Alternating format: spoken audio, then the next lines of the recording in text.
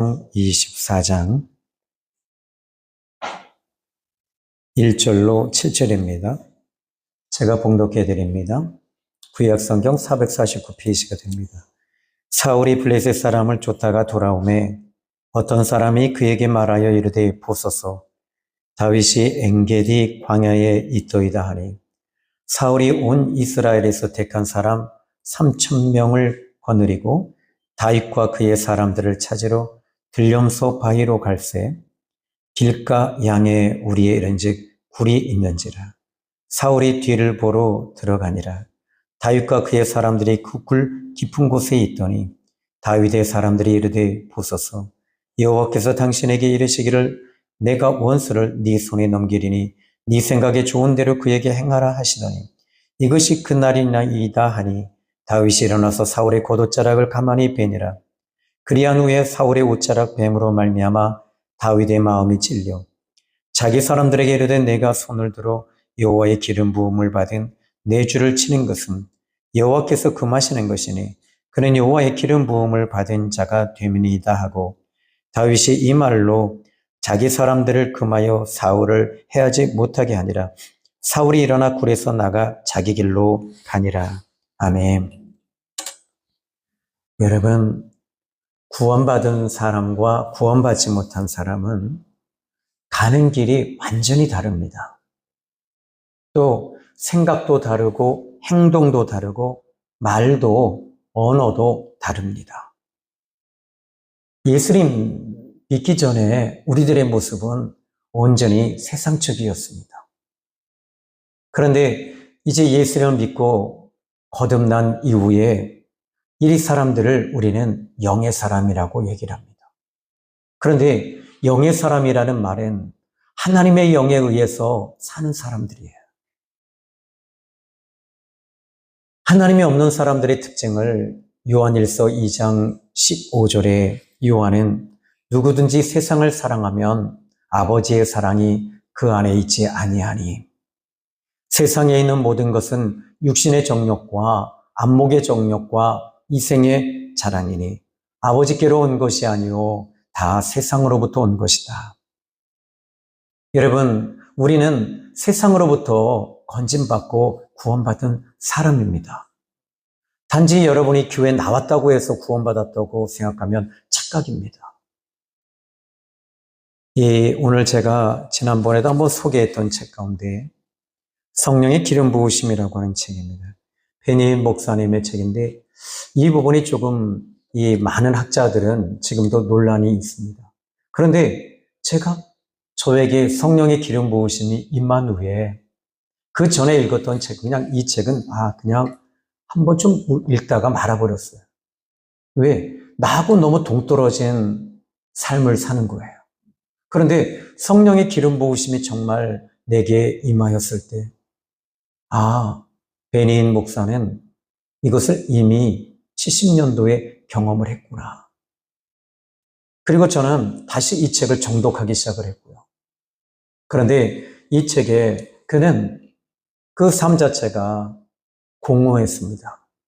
학창시절에 공허했고 우울했고 자기에게는 친구들과 어울리지 못하는 그런 핸디캡을 갖고 있었어요. 컴플렉스가 있었어요. 그리고 그의 마음속에는 하나님을 알고 싶은 거예요. 그래서 그 학교에 좀 영적인 친구들이 있어서 물어봤습니다. 어떻게 하면 하나님과 깊은 교제를 갖느냐 그랬더니 성령님이 임하시면 방언을 하는 거야. 그래서 방언 기도를 들어보니까 몇 마디의 단어가 계속 반복만 되는 거예요. 그리고 하나님을 어떻게 알 수 있을까 물었더니 이게 다야. 교회 나오는 거야. 이게 다야. 여러분 그런 예수를 믿는다면 여러분들은 차라리 안 믿는 게 나은 거죠. 너무 종교적이잖아요. 우리는 종교적인 신앙을 해서는 안 돼요. 이 베닌 목사님에게 아주 결정적인 변화가 일어났어요. 그것은 피츠버그에 있는 피츠버그 장로교회, 제일장로교회에 캐더린 쿨만이라고 하는 여사가 집회를 하는 이야기를 짐이라고 하는 목사님이 계셨는데, 예, 베닌, 너 나하고 거기 한번 가보자. 그리고 아침에 일찍이 가서 맨 앞자리에 앉으려고 했는데 앞자리에는 앉지 못하게 했어요. 그래서 막 부탁을 해도 못 앉게 하는 거예요. 왜냐하면 캐더리 쿨만 여사가 특별한 사람들만 앞자리에 앉게 했어요. 그 이유는 그 사람들이 유지라 그런 것이 아니라 오직 성령의 역사하심과 기름 부으심이 있는 사람들만 앞자리에 앉힌 거예요. 그런데 찬송을 부르는 순간부터 베닌은 완전히 하나님을 노래하기 시작을 했어요. 완전히 하나님께 장하게 돼서 찬양을 할 때, 그리고 그는 하나님께 은혜를 구했습니다. 하나님, 저에게 긍휼을 베풀어 주십시오. 하나님을 만난 거죠. 그리고 하나님 앞에 찬양하고 기도하는 가운데 주님의 음성을 들었어요. 내가 나의 긍휼을 너에게 베풀어 주리라. 그리고 그에게는 성령의 임재와 기름 부으심이 실제로 임했던 거예요. 자, 이제 여러분, 이분의 책, 제가 캐더린 쿨만이 했던 이야기를 그는 또 똑같이 이야기를 하면서 그는 이렇게 말합니다. 우리가 하나님을 앙모하며 기도해야 합니다. 하나님께서 육체를 다루시며 육체를 십자가에 못 박는 곳입니다. 고된 투쟁이 없는 곳이면 우리는 매일 무릎을 꿇고 기도해야 되고 우리가 생각하고 있는 것은 우리의 죄와 실패와 우리 욕망뿐입니다. 그것은 우리 자신을 계속 반복하는 것이기도 하며 하나님께서는 수백만 마일 밖에 계신 것 같을 겁니다. 어떤 조그만 것이라도 성취되면 우리는 놀라게 됩니다. 무슨 말이냐면 종교적인 신앙생활을 하면 하나님과 우리 사이가 수십만 킬로로 떨어져 있는 것과 같다는 거예요. 그러면 어떻게 될까요? 종교적인 거예요. 주님이 내 안에 계신다고 하는 이런 친밀함이 없으면 여러분들은 그냥 종교적인 신앙생활이에요. 하나님이 내 안에 계시면 말을 함부로 할 수 없고 행동도 함부로 할 수 없고 모든 것들이 주님이 내 안에 계시니까. 그는 이렇게 또 이야기를 합니다. 하나님 앞에 내 자신이 주님의 성령의 기름 부으심과 임재가 강하게 임할 때 나는 내 모든 것들을 버려야 합니다. 그리고 하나님 앞에 내 시간들을 버리고 죽일 때 하나님의 그 임재하심이 임합니다. 값을 주고 하나님 앞에 내 자신을 내려놓고 죽여야 합니다. 그때 성령의 기름 부으심과 임재는 더욱더 강하게 임합니다. 베닌 목사님의 성령의 기름 부으심이라고 하는 책이에요. 여러분들이 딜레마에 빠지는 이유가 어디 있을까요? 그것은 바로 하나님과의 거리가 멀어졌기 때문은 아닐까요? 하나님은 항상 여러분과 같이 있기를 원하시고 함께 하시길 원하시는데 우리 자신이 자꾸 하나님과 우리 자신이 멀어지니까 방법론을 찾는 거예요. 유튜브를 찾고. 그런데 하나님은 하나님 자신을 지금도 여러분에게 열어주시기를 원하세요.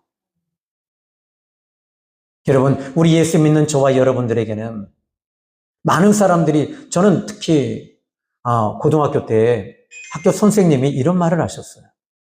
얘들아, 너희들이 앞으로 살아갈 때 기회가 3번 올 거야. 그 기회를 꼭 놓치지 마라. 그런데 저는 예수님 믿기 전까지는 그 말이 명언이었어요. 근데 예수님 믿고 나서 보니까 삶 자체가 모든 것이 다 기회였다는 걸 알게 됐어요. 고린도후서 5장 17절에 바울이 너희가 그런즉 그리스도 예수 안에 있으면 새로운 피조물이다. 여러분, 우리는 새로운 피조물이 됐어요.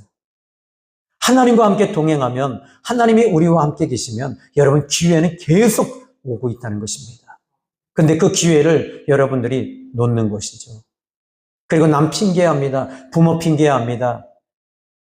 그런데 여러분에게는 지금도 하나님은 계속 기회를 주고 있다는 사실을 믿으십시오. 나는 다음에 예수님 만날 거야. 나는 금요철에 때 만날 거야. 아니요. 오늘 이 시간에 주님을 만나시고 만나고 끝내시면 안 됩니다. 하나님을 내 안에 모시고 살아야 돼요. 여러분 주님이 내 안에 모시고 여러분 내 안에 예수님이 계실 때는 달라요. 담대해요. 세상을 보는 눈이 달라져요. 오늘 본문의 말씀을 보십시오. 다윗에게 있어서 가장 아프게 한 인물은 숙적이기도 했던 사울 왕이었습니다. 어쩌면 고통을 주고 아픔을 준 사람이 많이 있었지만 사울 왕이 가장 그 대표적인 인물이었습니다. 10년을 넘게 사울에게 쫓겨 다녔다고 생각해 보십시오. 이스라엘이라고 하는 나라는 그렇게 큰 나라가 아니에요. 그 작은 나라에서 다윗은 사울의 군대를 늘 피해 다녀야만 했어요. 그는 그의 마음과 영혼은 어쩌면 피폐되어졌을 거예요. 곤고했을 거예요. 힘들었을 거예요. 삶이 힘들고 고통스러웠던 다윗. 아마도 죽고 싶은 생각이 하루에도 수백 번 들었을지 몰라요. 하나님 앞에 내가 이렇게 하나님을 잘 믿는데 왜 나는 이렇게 쫓겨 다녀야 할까? 그때 만약에 내가 그렇게 하지 않았더라면, 만약에 여자들이 사울은 천천히요, 다윗은 만만이라고 했을 때 내가 옷을 찢으면서 사울은 만만이요, 다윗은 천천히요, 나는 아니 100이요, 1도 안 된다라고 외쳤더라면 이렇게까지는 되진 않았을 텐데. 그는 수없이 자책도 했을 겁니다. 내가 하나님 앞에 뭘 잘못했나? 이렇게 다윗은 이런 고민과 고통 속에서 하루하루를 그렇게 1년, 2년이 아닌 거의 10년 넘게 이런 생활을 하고 있었어요. 심지어 하기스 왕 앞에서는 침을 질질 흘리면서 미친 채 하기도 하고요. 여러분, 이것이 얼마나 고통스러운 일입니까? 죽고 싶었을 거예요. 살고 싶지 않았을 거예요. 자기가 가장 사랑하는 미갈조차도 다른 사람에게 시집을 보냈어요. 여러분, 이건 다윗에게 있어서 치욕이자 아픔이자 상처였습니다. 그 아픔이 씹으면 씹을수록 더 아픔이 더 오는 거죠. 혼자 그는 광야에서 떠돌아야 했고 또 험한 산에서 살아야만 했어요. 그때 그는 인생을 곱씹었을 겁니다. 정말 힘들었을 겁니다. 그런데 그는 자살하지 않았어요. 어떻게 했죠? 하나님을 바라보는 거예요. 하나님을 의지하는 거예요. 그는 그의 시편이 거의 다 사울 왕에게 쫓겼을 때 그의 모든 시편이 그때 다 나왔어요. 하나님 앞에 기도하는 것이 그의 밥이었어요. 그의 물은 하나님의 말씀을 묵상하는 것이 그의 식량이었어요. 그는 살았습니다. 하나님을 붙들고 살 때 그의 영성과 신앙의 깊이는 거기에서부터 열린 거예요. 여러분들은 교회 안에서 많은 우여곡절이 있어요. 저 사람만 없으면 될 텐데. 아니요. 여러분이 하나님과 깊은 교제가 없기 때문에 그래요. 하나님과 깊은 교제와 친밀함이 여러분 속에만 있으면 여러분들은 사람과의 문제가 아니라 하나님과 더 친밀함 속에 들어가야 되는 거구나 깨닫게 되는 거예요.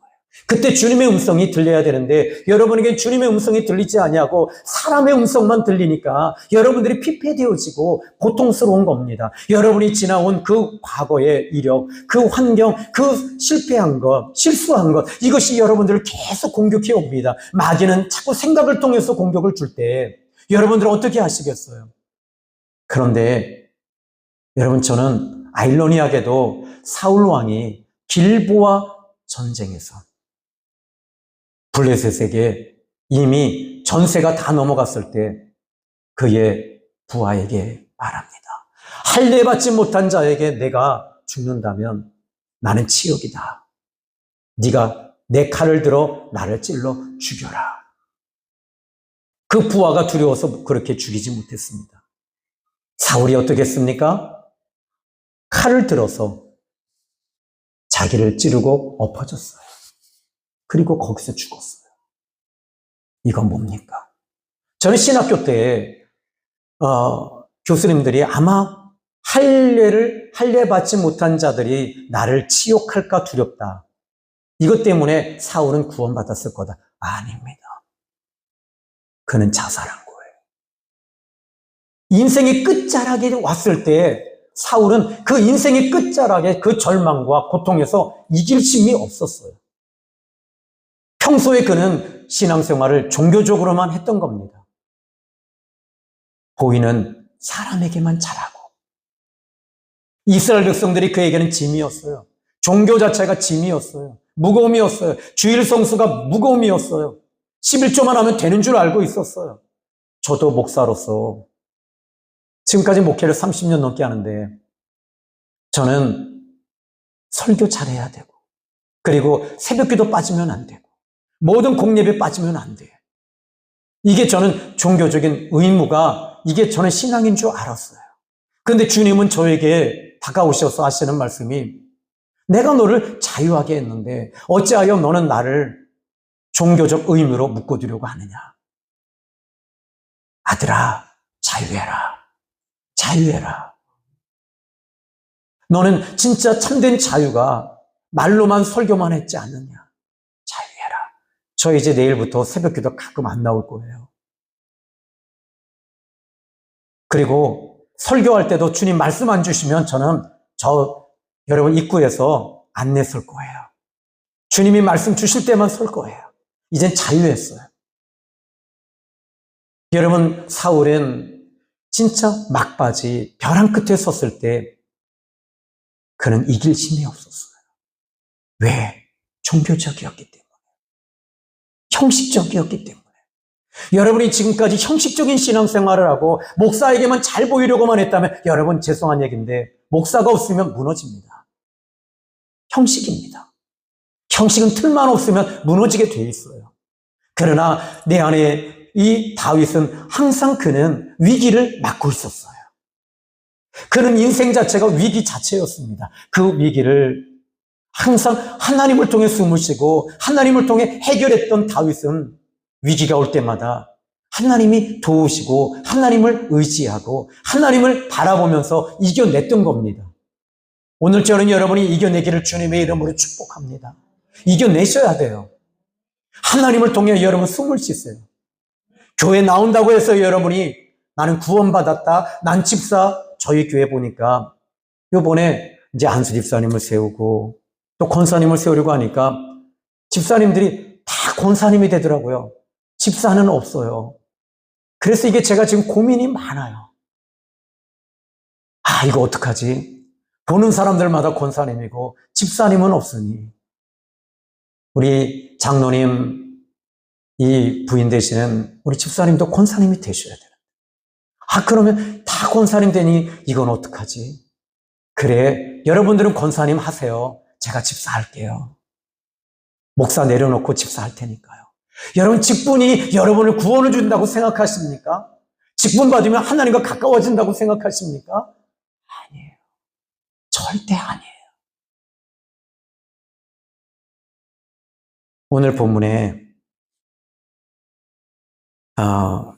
혹시 이제 여러분 그 이용규 선교사님의 내려놓음이라고 하는 책이 베스트셀러가 됐죠.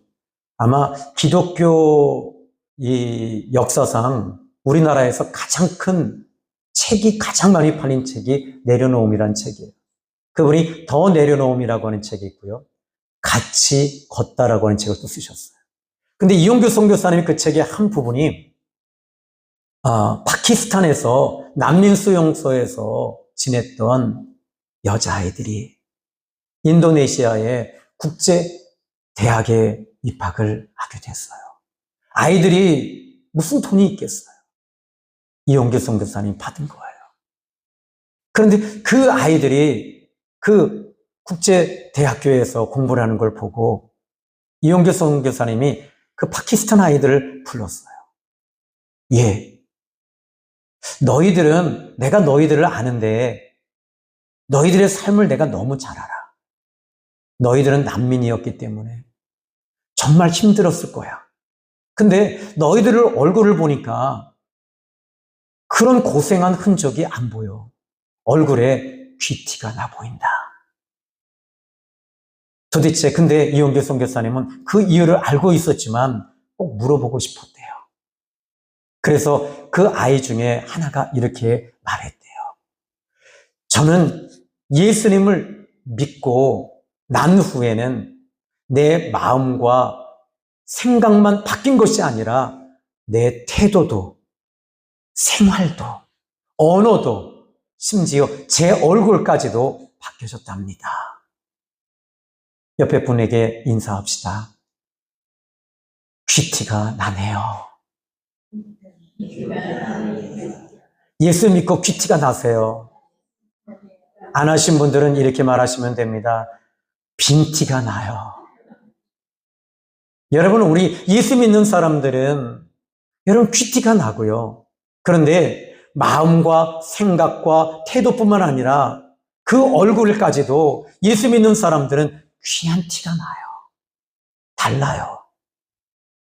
아무리 좋은 옷을 입고 아무리 좋은 먹는 것을 먹는다 할지라도 여러분, 예수님 그냥 종교적으로 신앙생활했던 사울의 얼굴을 보시면 그는 항상 쫓기는 사람이었어요. 항상 불안했어요. 그런데 다윗은 쫓김에도 불구하고 그는 여유가 있었어요. 여러분, 그 여유로움이 하나님께로부터 온다는 사실을 알고 계십니까? 여러분, 오늘 저는 여러분들이 이런 여유가 여러분 모두에게 임하기를 예수 그리스도의 이름으로 축복합니다. 자, 여기 오늘 본문에 사울은 분명히 하나님을 종교적인 하나님으로 믿고 있었기 때문에 그는 바뀌지 않았어요. 그는 자기 생각에 빠져 있었던 사람이에요. 예수 믿는 사람들은 우리의 생각은 중요하지 않습니다. 오직 예수님의 마음을 품고 사는 사람들이 돼야 되는 거지요. 오늘 본문에 다윗에게 기회가 왔어요. 사울을 죽일 수 있는 절호의 찬스가 온 거예요. 그러니 이 사울을 여기서 죽이면 그는 지금까지 10몇 년 동안 쫓겨다녔던 모든 것들을 끝낼 수 있어요. 끝낼 뿐만 아니라 이스라엘의 왕이 될 수 있어요. 근데 다윗은 그 기회를 버려요. 그 기회를 안 잡았어요. 24장 5절로 6절의 말씀을 보십시오. 오늘 본문의 5절과 6절의 말씀 보니까 먼저 4절부터 볼까요? 다윗의 사람들이 이르되 보소서 여호와께서 당신에게 이르시기를 내가 원수를 네 손에 넘기리니 네 생각이 좋은 대로 그에게 행하라 하시더니 이것이 그날이니이다 하니 다윗이 일어나서 사울의 겉옷자락을 가만히 베니라. 지금 다윗과 함께했던 다윗의 사람들이 말하고 있어요. 여호와께서 당신에게 내가 원수를 네 손에 넘기리니 네 생각에 좋은 대로 그에게 행하라 하시더니, 근데 지금 이 다윗과 함께했던 부하들이 이런 말을 하고 있다는 거예요. 그러면 다윗의 부하들이 지금 그냥 말을 만들어냈다고 생각하지는 않아요. 그럼 두 가지 이 추측이 가능해요. 첫 번째는 23장 4절에 보면 23장 4절에 이 블레셋 사람들이 그 일날을 쳐서 그 타작마당을 탈취할 때 다윗이 여호와께 묻자와 이르되 내가 가서 이 블레셋 사람들을 치리이까? 여호와께서 다윗에게 이르시되 가서 블레셋 사람들을 치고 그 일날을 구원하라 하시니 다윗의 사람들이 그에게 이르되 보소서 우리가 유다에 있기도 두렵거늘 하물며 그 일날에 가서 블레셋 사람들의 군대를 치는 일이리까 아니라. 다윗이 여호와께 다시 묻자온데 여호와께서 대답하여 이르시되 일어나 그 일나로 내려가라. 내가 블레셋 사람들을 네 손에 넘기리라 하신지라. 아마 이 함께했던 부하들은 이 말씀을 지금 여기까지 끌고 왔을지도 몰라요.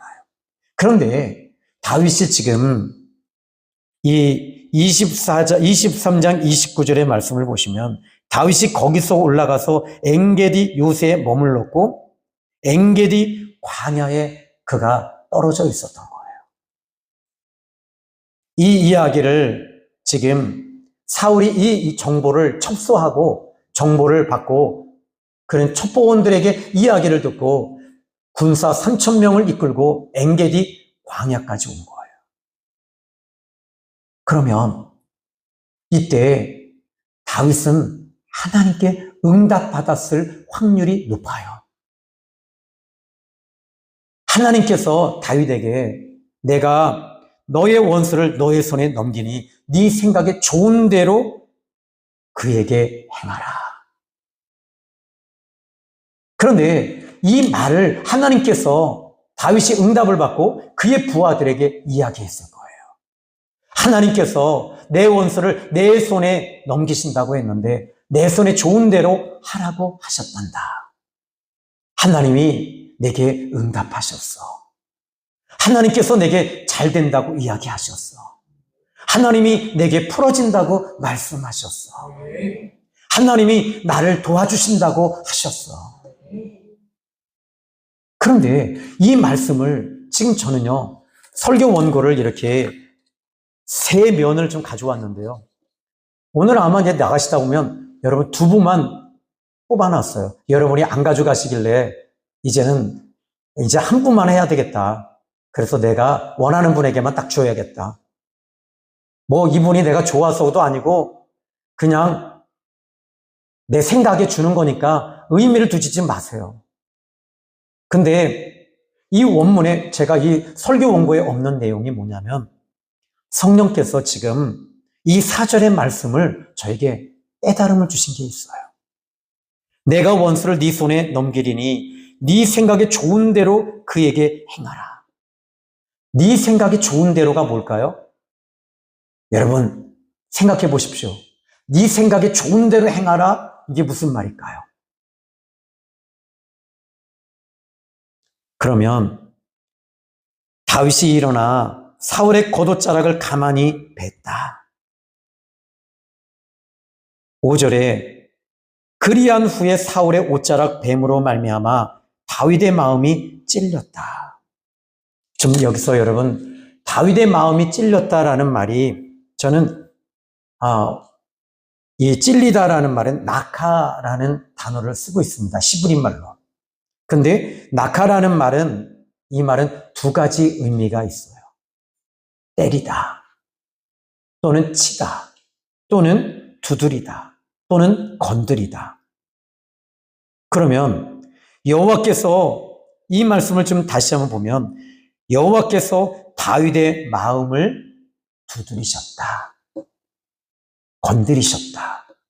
다윗의 마음이 찔렸다라는 말은 양심에 찔렸다라는 것이 아니라 하나님께서 그의 마음을 건드리셨다는 얘기예요. 다시 말할게요. 그런데 그러면 이 말씀을 여러분, 아니 목사님 꼭 그렇게 해석해야 됩니까? 그런데 6절의 말씀을 보면 이렇게 이야기를 하고 있어요. 이 5절과 6절 사이를 정확하게 밑받침해 주는 것이 6절인데 자기 사람들에게 이르되 내가 손을 들어 여호와의 기름 부음 받은 내 주를 치는 것은 여호와께서 금하시는 것이다. 하나님이 지금 금하고 계신다는 거예요. 하나님이 지금 두드리시고 건드리시고 지금 이 다윗의 마음을 건드리신 이유가 뭐냐면 금하고 있었던 거예요. 다윗은 영민함이 있었습니다. 여러분들은 어떤 기회가 주어지면 그 기회를 여러분이 놓치면 죽을 것 같다고 생각하시죠. 근데 다윗은 이 부분에서도 그는 그 짧은 시간에서 사울이 자고 있을 때 죽일 수 있는 기회가 왔어요. 그 순간에도 하나님 앞에 하나님과 교통과 교제가 있었던 거죠. 여러분들이 어떤 일을 결정할 때 여러분 제가 이야기하죠. 여러분들이 우리 샘교회 오실 때 응답받고 오시라고. 제발 감정으로 오지 마세요. 감정으로 오신 분들은 감정이 상하면 그냥 떠나요. 근데 응답받고 오셔야 돼요. 주님이 여러분에게 친밀함 속에서 주시는 말씀 붙잡고 여러분 오셔야 돼요. 아멘. 잊지 마세요. 지금이라도 여러분들이 하나님께 기도하세요. 그리고 응답 받으세요. 그러면 여러분들이 어떤 어려운 일이 오고 고난이 오고 시련이 오고 시험이 와도 이겨냅니다. 저는 결혼도 마찬가지입니다. 여러분이 기도하고 응답받고 결혼한 결혼은 여러분 이겨냅니다. 근데 내가 그냥 좋은 거예요. 이 사람이면 나를 행복해 줄 것 같아. 여러분 이게 있어요. 배고픈 사람은요. 배고픈 사람과 배고픈 사람이 만나면 어떻게 될까요? 서로 죽여요. 여러분 마찬가지예요. 여러분은 오늘 이 시간에 배고픈 사람들끼리는 싸우게 돼 있어요. 그러나 여러분 은혜가 넘치는 사람들은 그 문제를 두고 어떻게 할까요? 허용해요. 수용해요. 교회는 사람에 의해서 움직이는 곳이 아닙니다. 하나님에 의해서 움직이는 곳입니다. 다윗은 사울을 죽일 수 있는 절호의 기회를 포기해요. 왜? 하나님이 그 순간에 금하고 계셨던 거예요. 다윗의 부하들은 이해가 되지 않았어요. 다윗이 이해가 되지 않았어요. 아니 여기서 사울을 죽이면 자기들도 지금 이 운수가 펴지잖아요. 근데 다윗은 금하고 있습니다. 당시에는 이해가 되지 않았어요. 그런데 여기서 보니까 저는 4절에 내가 원수를 네 손에 넘길 거다. 네 생각에 좋은 대로 그에게 행하라. 네 생각대로 해라가 아니라 좋은 대로. 여기에 포인트가 여기 있어요. 좋은 대로. 이 말은 토부라는 단어를 쓰고 있는데 하나님이 원하시는 대로 해라. 이런 뜻입니다. 다윗에게는 이런 영민함이 있었습니다. 오늘 저는 여러분에게는 하나님과의 영민함이 있기를 바라요. 하나님과의 교제와 교통이 있기를 주님의 이름으로 축복합니다. 어떤 문제 앞에서 내가 이것을 붙잡으면 잘 될 거야. 이 사람하고 결혼하면 나 행복할 수 있어. 이런 것이 아니라 하나님 앞에 내 감정은 동해요. 심쿵합니다. 우리 사모님은 제가 기도하는 뒤통수 보고 반하셨대요. 요즘에는 앞통수 보고 반하신대요. 여러분 이 시간에 저는 여러분들도 마찬가지예요. 사모님 그러면 사모님은 로또 복권 망친 거예요. 하나님께 응답받고 했다면 사모님은 지금 행복할 거예요. 아멘이죠. 여러분 오늘 저는 여러분들도 마찬가지라고 생각해요. 다윗은 하나님의 인도를 받고 있어요. 심지어 만약에 다윗이 사울을 죽였다면 어떤 일이 훗날에 벌어질까요? 이스라엘 백성들은 같은 종족을 죽이는 걸 자기 혈통을 죽이는 거라고 생각합니다. 곧 앞으로 왕이 됐을 때 그에게는 이 문제가 항상 대두됐을 거예요. 하나님은 그것을 금하고 계셨던 거예요. 우리는 당장 내 눈앞에 이걸 붙잡으면 나는 살아. 이거 붙잡으면 나는 열려. 이렇게 생각하고 여러분이 결정 내리는데 하나님의 뜻은 항상 오르세요. 하나님은 항상 여러분을 의의 길로 인도하시는 분이심을 기억하시기 바랍니다. 반대로 다윗은 기회를 놨어요. 근데 사울은 기회가 올 때마다 어떻게 했어요? 그 기회를 붙잡으려고 몸부림을 쳤습니다. 그는 하나님과의 자기와의 관계가 늘 종교적이었습니다. 의무였습니다. 참 저는 사울을 보면서 연민의 생각이 들어요. 연민의 정이 참 안타까운 사람이었다. 참 힘든 왕으로서의 사역을 감당했겠다. 정말 힘들었겠다. 한번 옆에 분에게 또 인사합시다. 많이 힘드시죠?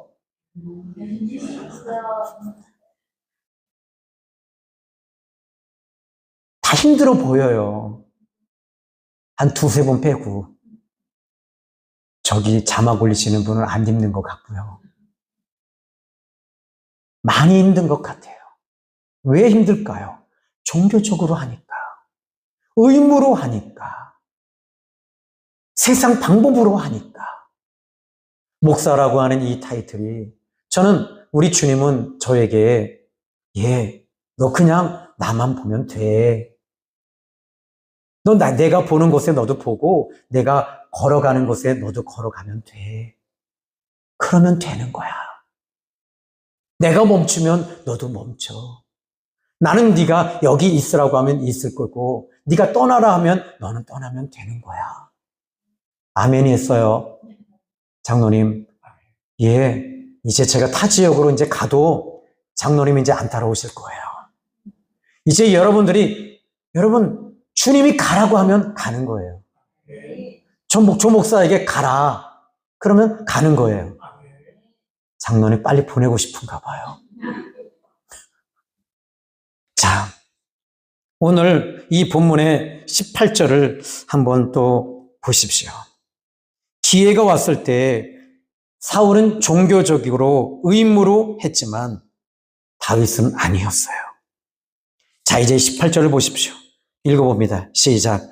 다윗이 사울에게 이같이 말하기를 마침에 사울이 이르되 내 아들 다윗아 이것이 너의 목소리냐 하고 소리를 높여 울며 17절. 자, 이제 17절을 한번 읽어봅시다. 시작. 다윗에게 이르되 나는 너를 학대하되 너는 나를 선대하니 너는 나보다 의롭도다. 아멘. 여러분에게 학대하고 힘들게 하는 사람들을 여러분 어떻게 하셨어요? 따라합시다. 나는 지금까지 2배로 학대했습니다. 아닌가요? 맞잖아요. 어떻게 해야 되죠? 나를 학대하는 자에게 선대하셔야 되는 거예요. 나를 여러분 일하다 보면 정말 나에게 맞지 않는 사람이 너무 많아요. 늘 하는 얘기지만 로또 복권 같은 사람들이 사방에 있어요. 우리 사모님하고 저하고는 늘 마음이 같아요. 근데 더 마음이 같을 때가 있어요. 교인들이 이상한 짓 할 때 우리 사모님하고 저하고는 더 하나가 돼요. 지금도 가뜩이나 하나가 되는데 더 하나가 됩니다. 마음이 안 맞는 부부라 할지라도 여러분 고난이 딱 올 때는요, 그때는 맞더라고요. 근데 여러분에게 학대하는 사람에게 여러분 다윗이 한 말이 아니에요. 사울이 하는 말이에요. 나는 너를 학대하였는데 나는 너를 아픔을 주었는데 너는 어찌하여 선대하느냐 하고 사울이 우는 거예요. 여기 보니까 소리를 높여 울었대요. 소리를 높여 사울이 울었대요. 그 비밀은 다윗은 하나님을 모시고 있었기 때문에 그래요. 이제 우리 샘교회는 여러분 학대하고 나 힘들게 하는 사람들에게 어떻게 해요?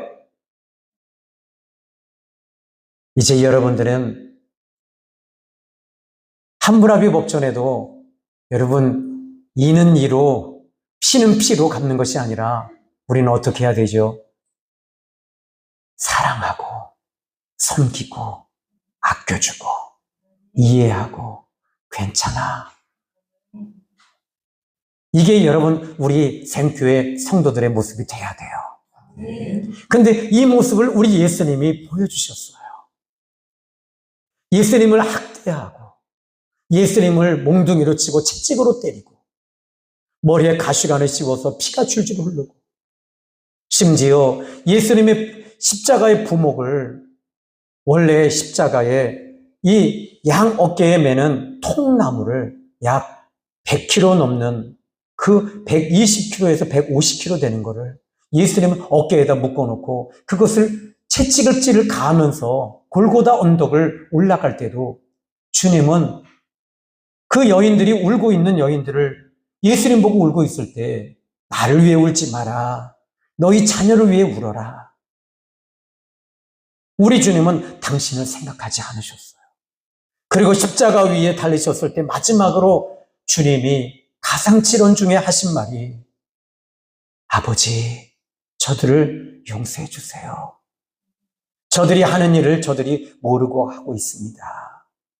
용서해 주세요.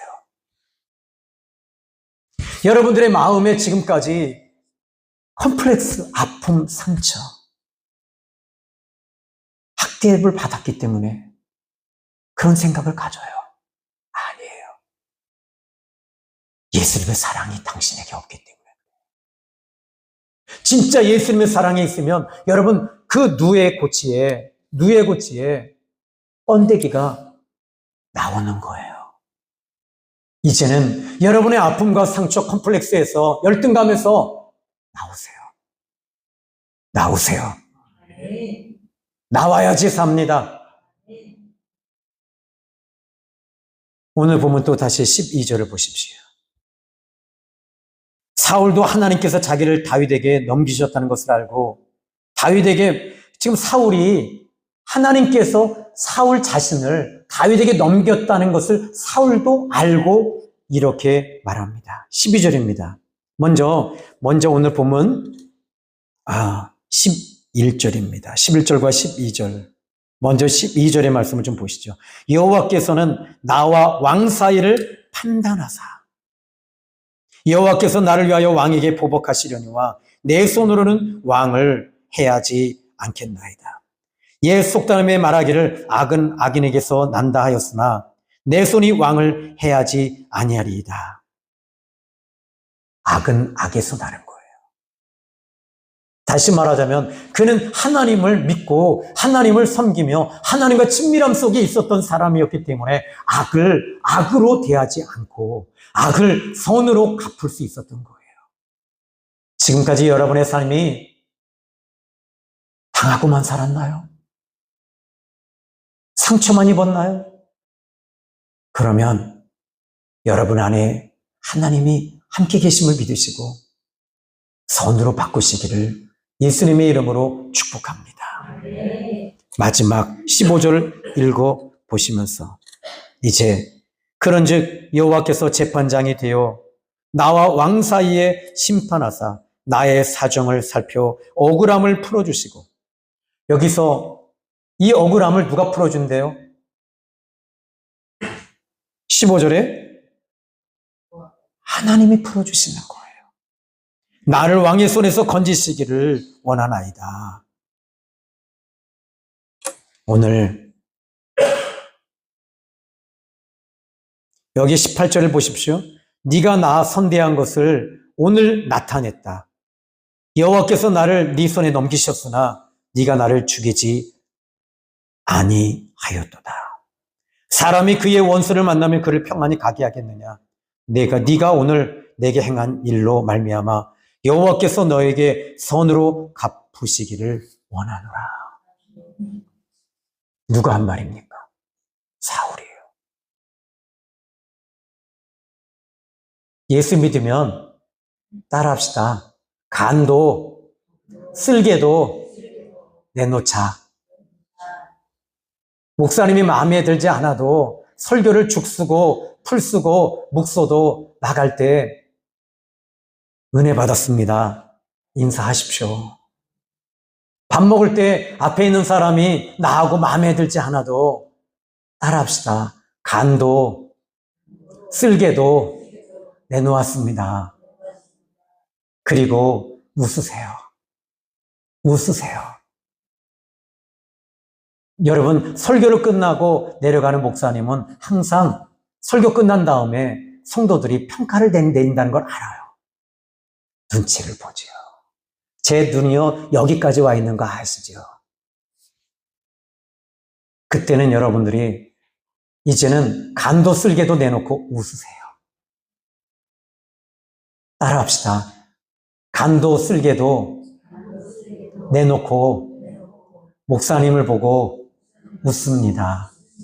아멘. 저도 웃어요. 오늘 여기까지고요. 여러분, 이번 한 주간도 여러분 하나님과 친밀함이 여러분 가운데 임하기를 바랍니다. 하나님은 여러분을 사랑하시고 또 하나님은 여러분을 향하여 내가 너에게 내 모든 것을 주었는데 너도 나에게 헌신해라. 네가 나에게 투자해라. 그러면 나는 너에게 더 큰 은혜를 줄 거야. 기도하겠습니다. 하나님 감사합니다. 오늘 귀한 말씀으로 은혜 주신 하나님께 감사합니다. 우리는 지금까지 악은 악으로, 이는 이로, 아픔은 아픔으로 갚았습니다. 그런데 이제는 악을 선으로, 아픔을 사랑으로 이제 대하기를 원합니다. 십자가의 사랑 안에서 하나님 용서하고 사랑하고 이해하고 가게 하소서. 예수님의 이름으로 기도했습니다. 아멘.